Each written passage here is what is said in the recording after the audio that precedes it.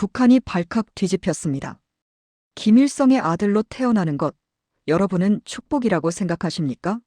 하지만 한 남자는 그 이름 때문에 30년 넘게 고향에 발도 못 디뎠습니다. 아버지 장례식에도 동생 장례식에도 참석하지 못했고 어머니와 마지막 통화를 한 게 언제인지도 기억나지 않습니다. 과연 백두혈통이라는 이름이 그에게 준 것은 무엇이었을까요? 지금부터 그 이야기를 들려드리겠습니다. 이 영상이 도움이 되셨다면 구독과 좋아요 부탁드립니다.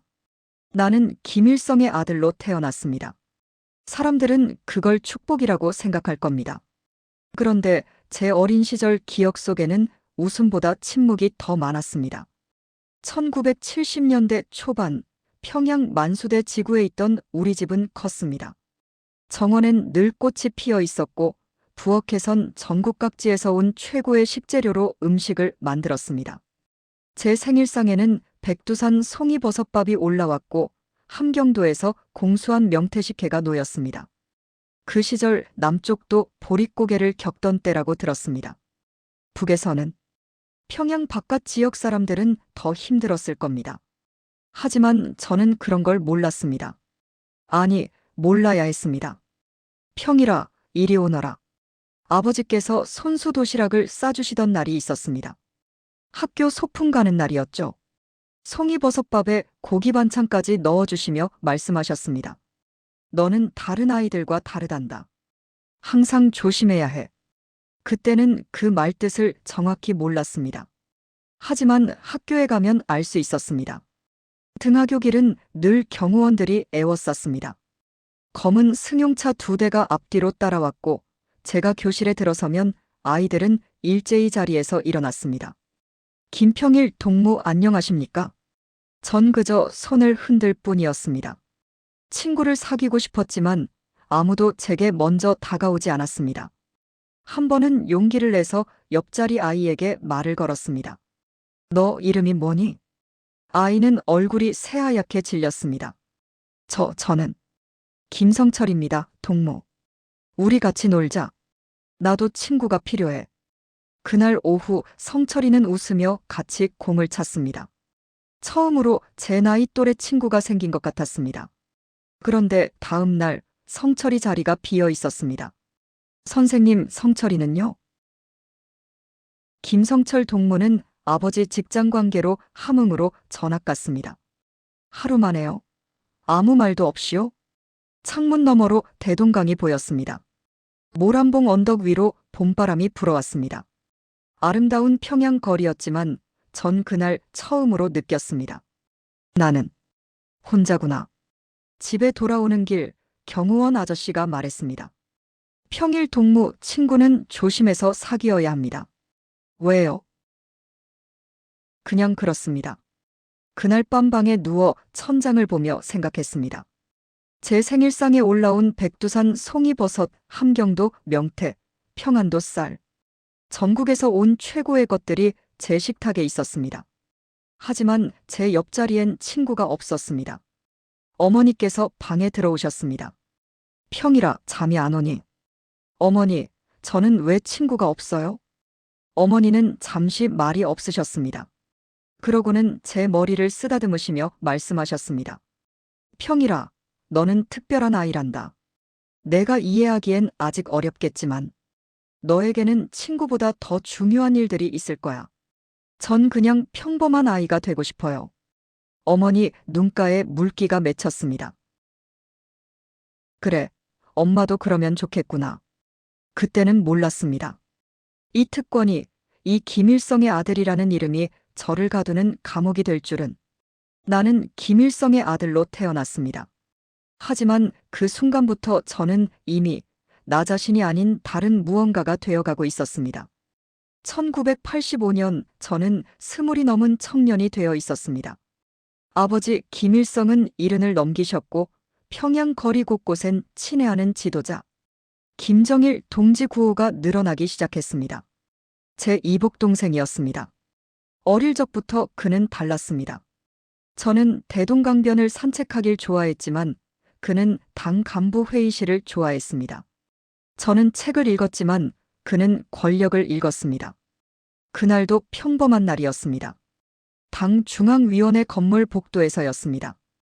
회의가 끝나고 간부들이 우르르 쏟아져 나왔습니다. 저는 아버지를 뵈러 가는 길이었고 그도 회의실에서 나오는 참이었습니다. 복도 한가운데서 우리는 마주쳤습니다. 형님. 그의 목소리는 차가웠습니다. 옆엔 황장엽, 김영남 같은 고위 간부들이 있었습니다. 응, 정이라. 요즘 건강은 어떠십니까? 평범한 인사 같았지만 주변 공기가 달라지는 게 느껴졌습니다. 간부들이 숨을 죽였습니다. 괜찮다. 너는? 저는. 요즘 할 일이 많습니다. 형님은 당 업무에 관심이 없으신 것 같은데 그게 오히려 좋은 것 같습니다. 그 말의 뜻을 모를 리 없었습니다. 나는 그저 형님, 당분간 조용히 계시는 게 좋겠습니다. 그의 눈빛이 차가웠습니다. 6.25 때 형제끼리 헤어진 이산 가족들 이야기를 들은 적이 있습니다. 총부리를 맞대고 싸운 형제들도 있었다고요. 그런데 저는 지금 총도 없이 형제에게 밀려나고 있었습니다. 알겠네. 그렇게 대답할 수밖에 없었습니다. 회의실로 돌아가는 그의 뒷모습을 보며 섰습니다. 간부들이 하나둘째 곁을 지나쳤습니다. 어제까지만 해도 평일 동지, 안녕하십니까? 하며 인사하던 사람들이었습니다. 그런데 오늘은 고개를 숙인 채 빠르게 지나갔습니다. 그중 한 명, 제 측근이었던 박 비서가 잠깐 제 앞에 멈췄습니다. 동지. 왜 그러나? 조심하십시오. 그게 마지막이었습니다. 다음 날 박 비서는 출근하지 않았습니다. 비서실에 전화했습니다. 박 동지는 어디 갔나? 재배치되었습니다. 어디로? 그건 말씀드릴 수 없습니다. 전화를 끊고 창밖을 봤습니다. 모란봉 너머로 평양 시내가 보였습니다. 저 아래 어딘가에서 박 비서 가족이 짐을 싸고 있을 겁니다. 평양을 떠나는 차에 올라타고 있을 겁니다. 나 때문에. 그날 저녁 어머니께 전화가 왔습니다. 평일아, 괜찮니? 어머니, 저 잘못한 거 없어요. 어머니는 한참 말이 없으셨습니다. 수화기 너머로 흐느끼는 소리가 들렸습니다. 엄마가 안단다, 평일아.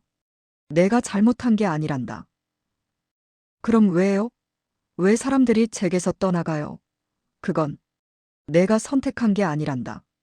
태어날 때부터 정해진 거야. 그날 밤 잠들 수 없었습니다. 조선시대 왕자들도 이랬을까요? 형제가 왕이 되면 나머지는 제거되거나 멀리 보내졌다고 배웠습니다. 우리는 인민의 나라라고 배웠습니다. 봉건 왕조를 타파했다고 배웠습니다. 그런데 지금 이 순간 저는 500년 전 조선 왕자와 똑같은 처지였습니다. 아니, 더 나빴습니다. 조선시대 왕자는 적어도 도망칠 곳이라도 있었습니다. 산속으로 숨거나 절에 들어가거나. 하지만 저는 어디로 갈 수 있습니까? 북한 어디를 가도 보위부가 있었습니다. 국경을 넘으면 어머니가, 가족들이 위험해졌습니다. 저는 그 순간 깨달았습니다. 나는 동생이 아니라 후계 경쟁에서 진자가 되어가고 있다는 것을. 나는 가족이 아니라 제거 대상이 되어가고 있다는 것을. 평양의 별을 보며 처음으로 생각했습니다. 여기서 벗어날 수 있을까?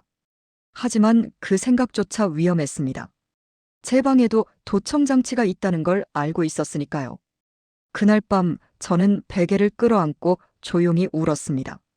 아무 소리도 내지 않고 아무도 모르게. 권력자의 아들은 우는 것조차 자유롭지 못했습니다. 1988년 어느 봄날 아버지께 긴급 호출을 받았습니다. 집무실 문을 열고 들어가니 아버지는 창밖을 보고 계셨습니다. 등이 많이 굽으셨습니다. 그 위대하다는 김일성도 늙어가고 계셨습니다. 평일아, 앉거라. 예, 아버지. 너. 해외 근무 발령이 났다. 머릿속이 하얘졌습니다. 아버지, 그게 무슨.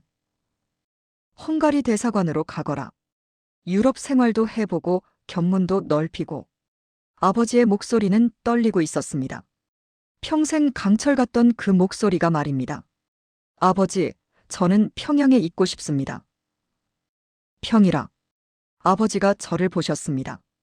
그 눈빛에는 슬픔이 있었습니다. 가거라. 그게 너를 위한 길이다. 무슨 뜻인지 알았습니다. 추방이었습니다. 아버지조차 막을 수 없는 권력의 흐름이었습니다. 언제 돌아올 수 있습니까? 그건 나도 모르겠구나. 24시간 내 출국 준비를 하라는 지시였습니다. 집으로 돌아와 짐을 쌌습니다. 가져갈 수 있는 건 많지 않았습니다. 옷 몇 벌, 책 몇 권. 어머니가 방에 들어오셨습니다. 손에는 낡은 가족 사진이 있었습니다. 평일아, 이거 가져가거라. 사진 속엔 젊은 날의 아버지, 어머니, 그리고 웃고 있는 저와 형제들이 있었습니다. 모두가 행복해 보이던 시절이었습니다. 어머니. 이게 마지막 낼 수 있어. 어머니의 손이 떨리고 있었습니다. 무슨 말씀이세요? 곧 돌아올 겁니다. 그래, 그러면 좋겠구나. 어머니는 우셨습니다. 6.25 때 이산 가족이 된 사람들 이야기를 들었습니다. 다시 보지 못할 거라는 걸 알면서도 곧 만나자고 했다던 그 사람들처럼 어머니도 알고 계셨던 겁니다. 다음 날 새벽 공항으로 가는 차에 올랐습니다. 평양거리가 지나갔습니다. 대동강, 모란봉, 주체탑. 제가 태어나고 자란 모든 곳들이 차창 밖으로 사라져갔습니다. 공항에 도착했습니다. 배웅 나온 사람은 아무도 없었습니다. 동생 김정일은 물론이고 당 간부들도 친구라고 생각했던 사람들도 보위부 요원 2명만이 저를 따라왔습니다. 김평일 동지, 비행기 시간입니다. 수속을 밟고 탑승구로 걸어갔습니다. 뒤돌아봤습니다. 평양 하늘이 보였습니다. 다시 올 수 있을까? 비행기에 올랐습니다. 창가 자리에 앉아 안전벨트를 맸습니다. 엔진 소리가 들렸습니다. 비행기가 움직이기 시작했습니다. 활주로를 달리던 비행기가 떠올랐습니다. 평양이 점점 작아졌습니다. 대동강이 가느다란 실처럼 보였고 주체탑이 점처럼 작아졌습니다. 눈물이 흘렀습니다. 옆자리 승객이 휴지를 건넸습니다. 평양 주재 외국 외교관이었던 것 같습니다. 괜찮으십니까? 예, 괜찮습니다. 하지만 괜찮지 않았습니다. 손에 쥔 가족 사진을 봤습니다. 사진 속 저는 웃고 있었습니다. 평양에서 가족과 함께 행복했던 시절의 제 모습이었습니다. 나는 언제 다시 저렇게 웃을 수 있을까? 비행기 창밖으로 구름이 지나갔습니다. 평양은 이미 보이지 않았습니다. 나는 추방당했습니다. 왕자가 아니라 죄인으로, 아들이 아니라 짐으로, 가족이 아니라 위험 요소로. 그렇게 저는 고향을 떠났습니다. 헝가리행 비행기 안에서 저는 생각했습니다. 이게 영원한 이별이 되는 건 아니겠지. 하지만 마음 한구석에선 알고 있었습니다. 다시는 자유롭게 평양 거리를 걸을 수 없을 거라는 것을. 다시는 어머니를 마음 편히 만날 수 없을 거라는 것을. 다시는 내가 나로 살 수 없을 거라는 것을. 비행기 창밖으로 사라지는 평양. 그게 고향의 마지막 모습이었습니다. 헝가리 부다페스트. 도착했을 때 첫인상은 자유로운 곳이었습니다. 평양과 달리 거리엔 다양한 옷을 입은 사람들이 있었고 상점엔 물건이 넘쳐났습니다. 하지만 그건 착각이었습니다. 북한 대사관 건물은 크고 조용했습니다. 겉으로는 대사관이었지만 실제로는 또 다른 감옥이었습니다. 첫날 밤 제 방에 배정받았습니다. 넓은 방이었습니다. 침대도 좋았고 창문도 컸습니다. 그런데 방문 밖에 누군가 서 있었습니다. 누구십니까? 보위부 최동무입니다. 경호를 맡았습니다. 경호. 아니, 감시였습니다. 다음 날부터 규칙을 배웠습니다. 외출할 때는 사전 보고, 만나는 사람은 전부 기록, 전화 통화 내용도 보고 대상, 심지어 대사관 안에서도 제 뒤엔 항상 누군가 있었습니다. 한 달쯤 지났을 때 현직 교포 모임이 있었습니다. 대사관 만찬이었습니다. 한 교포 할아버지가 다가왔습니다. 대사님, 언제 평양으로 돌아가십니까? 글쎄요, 아직 정해지지 않았습니다. 고향 그리우시겠습니다. 저도 함경도가 그립습니다. 6.25 때 내려왔는데 70이 넘도록 못 가봤습니다. 그 말에 가슴이 먹먹했습니다. 저도 이분처럼 평생 고향에 못 가게 되는 건 아닐까. 언젠가는 가실 수 있을 겁니다. 그래야 할 텐데요. 통일이라도 되면 그때 가족 산소라도 찾아가 보게요. 그날 밤 평양에 전화를 걸었습니다. 어머니께 연결해달라고 했습니다. 한참을 기다렸습니다. 수화기 너머로 들려오는 잡음 속에서 어머니 목소리가 들렸습니다. 평일아, 어머니 저예요. 건강하니? 예, 어머니는요? 그래, 엄마도 괜찮다. 침묵이 흘렀습니다. 하고 싶은 말은 많았지만 할 수 없었습니다. 도청되고 있다는 걸 둘 다 알고 있었으니까요. 어머니, 보고 싶어요. 엄마도 그렇다, 평일아. 언제 뵐 수 있을까요? 글쎄다. 곧 만날 수 있으면 좋겠구나. 그 말이 마지막이었습니다. 연결이 끊어졌습니다. 다시 전화를 걸었지만 더 이상 연결되지 않았습니다. 창밖을 봤습니다. 부다페스트 거리엔 자유롭게 걷는 사람들이 있었습니다. 연인들이 손을 잡고 웃으며 지나갔습니다. 가족들이 함께 저녁을 먹으러 가고 있었습니다. 저도 나가고 싶었습니다. 그냥 평범한 사람처럼 거리를 걷고 카페에 앉아 커피를 마시고 아무 생각 없이 웃고 싶었습니다. 하지만 문 밖엔 보이부가 있었습니다.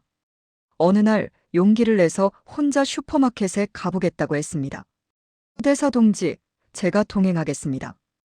혼자 가고 싶습니다. 규정상 불가능합니다. 결국 보위부 요원 2명과 함께 슈퍼마켓에 갔습니다. 진열대에 물건이 가득했습니다. 과일, 고기, 빵, 우유.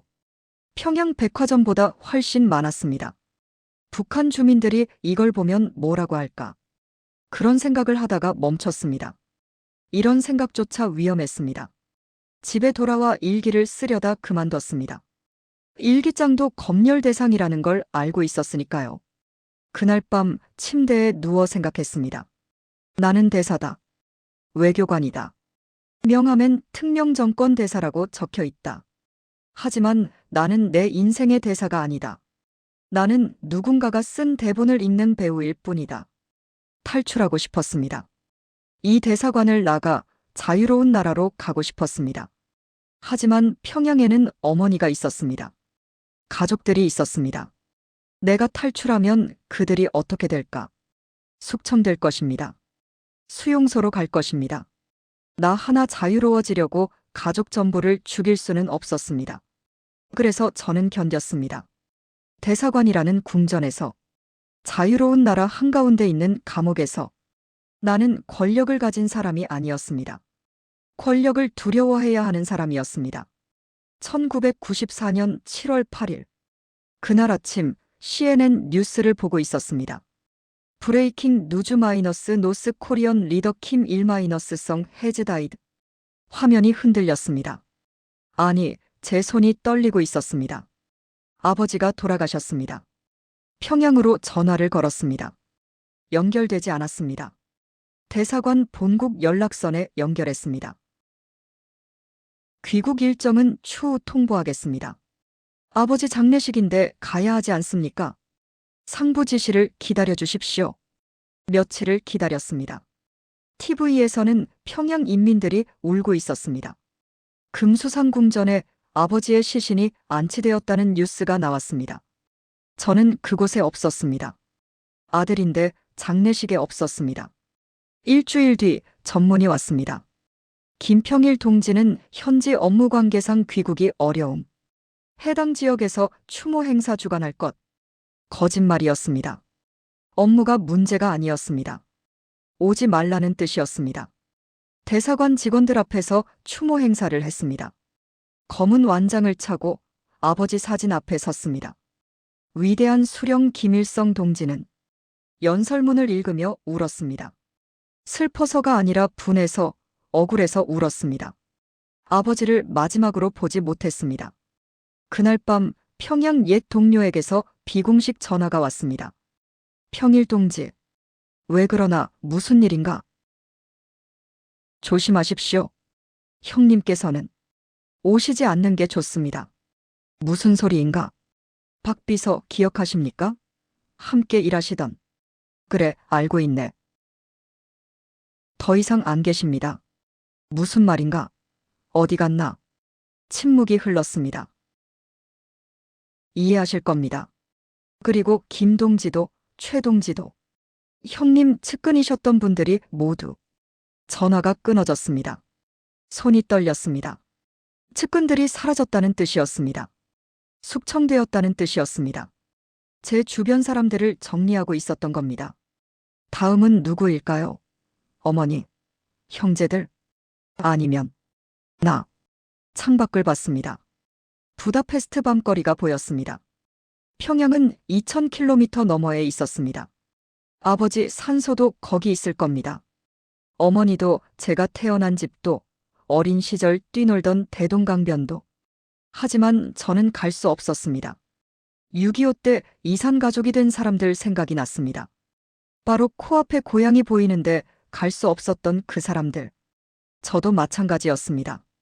평양은 더 이상 고향이 아니었습니다. 무덤이 되어 있었습니다.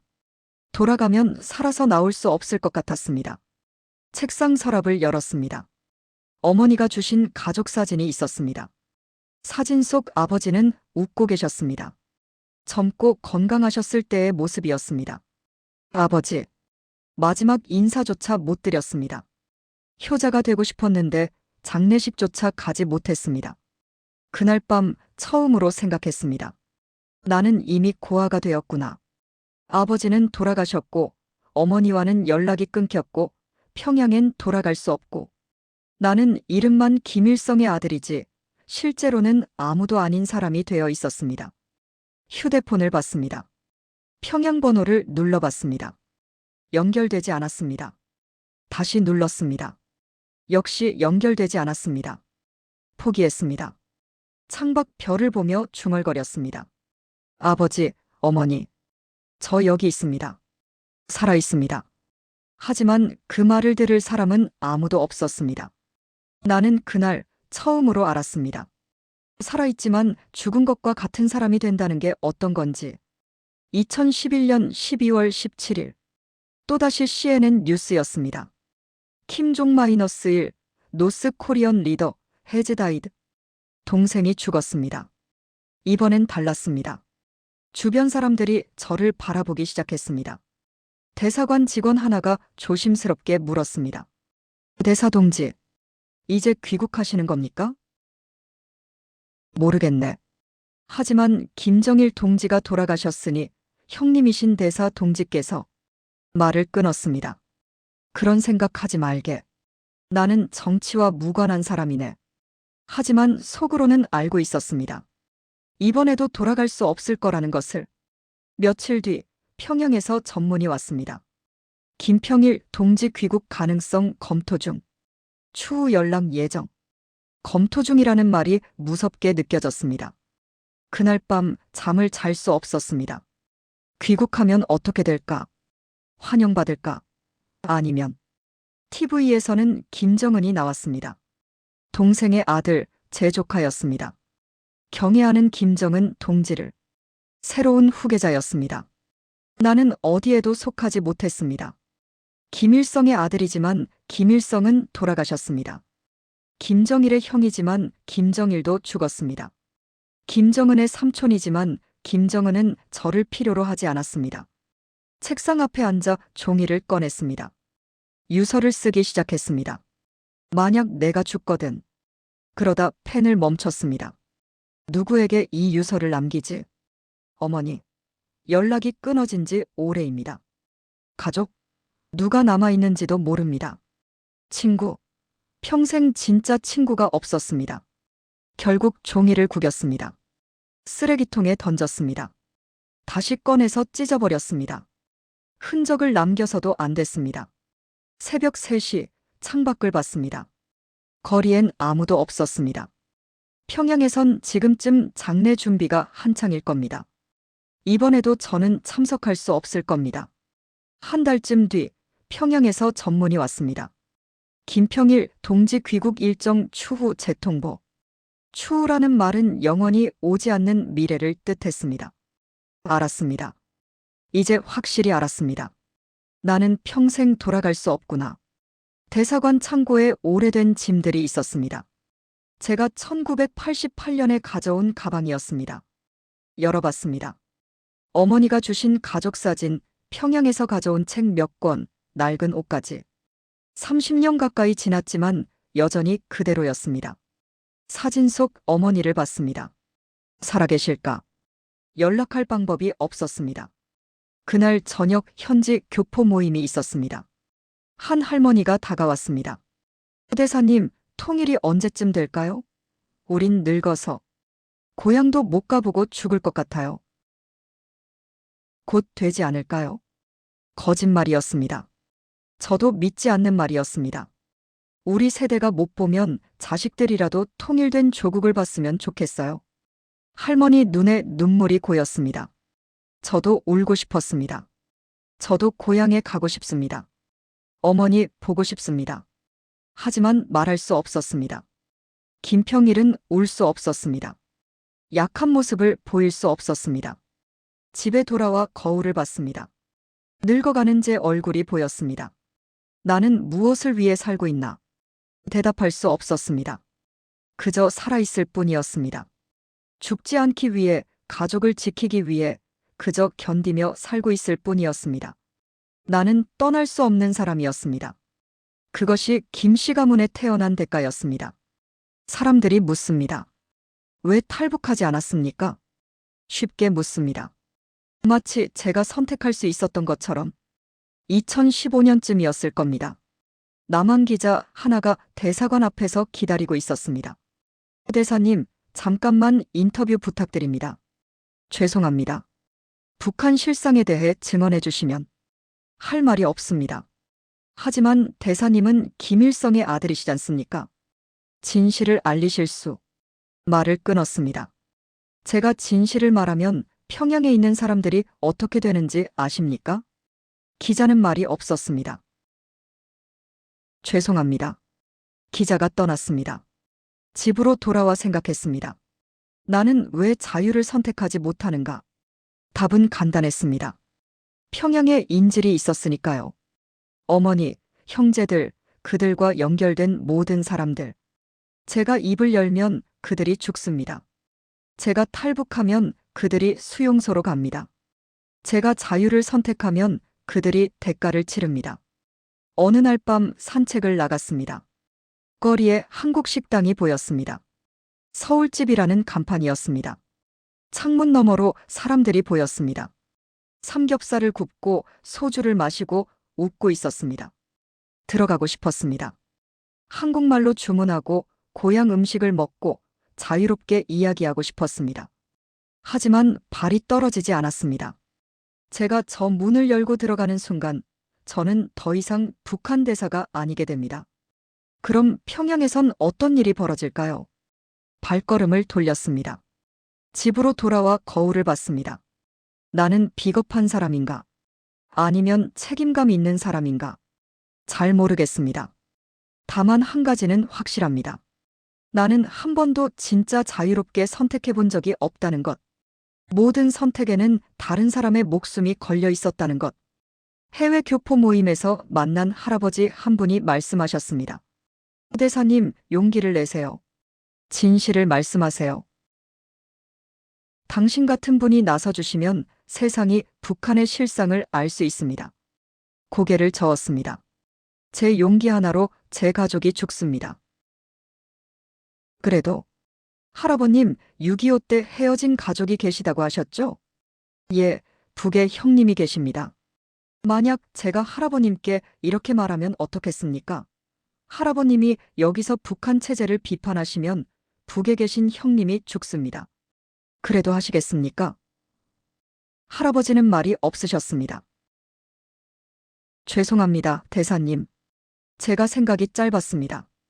저도 죄송했습니다. 하지만 이게 현실이었습니다. 자식 하나 살리려고 모든 걸 포기한 부모님들처럼 저도 가족을 위해 자유를 포기한 것뿐이었습니다. 밤거리를 혼자 걸었습니다. 자유로운 사람들이 지나갔습니다. 손잡고 웃는 연인, 아이 손을 잡은 부모, 친구들과 떠드는 젊은이들. 나도 저렇게 평범하게 살고 싶었다. 하지만 그럴 수 없었습니다. 나는 육체는 해외에 있지만 마음은 평양에 묶여 있었습니다. 나는 대사라는 직함은 있지만 내 인생의 주인은 아니었습니다. 나는 자유를 선택할 수 있는 기회가 많았습니다. 하지만 한 번도 진짜 자유롭게 선택한 적이 없습니다. 왜냐하면 모든 선택에는 가족의 목숨이 걸려 있었으니까요. 나는 탈북할 수 없는 사람이었습니다. 자유보다 소중한 것이 있었으니까요. 가족이었습니다. 여러분, 저는 김평일입니다. 김일성의 아들로 태어났지만 한 번도 권력을 가져본 적 없는 사람입니다. 대사로 30년 넘게 살았지만 단 하루도 자유로웠던 적 없는 사람입니다. 백두혈통이라 불렸지만 가장 외로운 혈통이었던 사람입니다. 오늘 저녁 해외 어느 도시 공원을 걸었습니다.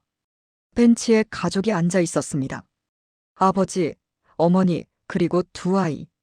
아이가 아이스크림을 떨어뜨려 울자 아버지가 웃으며 다시 사주러 갔습니다.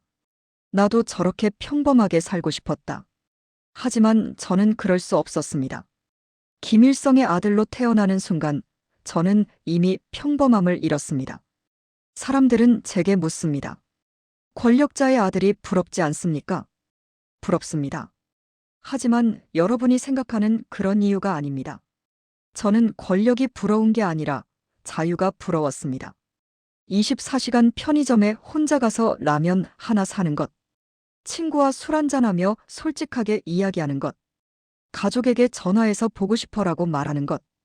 여러분에겐 당연한 그 모든 것들이 제게는 평생의 꿈이었습니다. 한국 뉴스를 봤습니다. 통일 이야기가 나왔습니다. 언제쯤 통일이 될까요? 여러분, 저는 말하고 싶습니다. 통일은 저 같은 사람을 위한 것이 아닙니다. 6.25 때 헤어진 이산 가족들을 위한 것입니다. 북에 남겨진 굶주리는 아이들을 위한 것입니다. 자유를 모르고 죽어간 수많은 사람들을 위한 것입니다. 제 어머니도 그중 한 분일 겁니다. 연락이 끊어진 지 오래되었습니다. 살아계신지도 모릅니다. 통일이 되면 평양에 가고 싶습니다. 어머니 산소를 찾아가 절하고 싶습니다. 어머니, 불효자 왔습니다. 죄송합니다. 대동강변을 걷고 싶습니다. 모란봉 언덕에 올라가고 싶습니다. 아무 감시 없이 자유롭게 그냥 한 사람으로. 하지만 그날이 올까요? 저는 이제 늙었습니다. 머리도 희끗희끗해졌고 허리도 굽기 시작했습니다. 우리 세대는 통일을 못 볼지도 모릅니다. 그래도 희망합니다. 우리 자식 세대라도 손주 세대라도 통일된 조국을 봤으면 좋겠습니다. 남과 북이 자유롭게 오가고 가족이 만나고 함께 밥 먹고 웃을 수 있는 그런 날이 왔으면 좋겠습니다. 여러분께 마지막으로 말씀드리고 싶습니다. 자유를 당연하게 여기지 마십시오. 아침에 눈 떠서 마음대로 거리를 걷는 것, 친구에게 전화해서 만나자고 하는 것, 부모님께 사랑해요라고 말하는 것, 그 모든 것이 얼마나 소중한지 아십시오. 저 같은 사람에게 그것은 평생 이룰 수 없는 꿈이었으니까요. 밤하늘 별을 봅니다. 평양 하늘에도 똑같은 별이 떠 있을 겁니다. 어머니도 이 별을 보실까요? 평일아, 잘 살고 있니? 대답하고 싶습니다. 어머니, 저 살아 있습니다. 견디고 있습니다. 언젠가 꼭 만나러 가겠습니다. 하지만 그 말은 바람에 흩어질 뿐입니다. 사람들은 백두혈통을 부러워합니다. 권력, 명예, 부를 가진 가문이라고 생각합니다. 하지만 저는 말씀드립니다. 나는 한 번도 자유롭게 살아본 적이 없습니다. 나는 김일성의 아들이 아니라 체제 속에 갇힌 한 사람이었습니다. 나는 왕자가 아니라 가장 외로운 죄수였습니다. 그리고 여전히 자유를 꿈꾸고 있습니다. 언젠가는 평양 거리를 자유롭게 걸을 수 있을까요?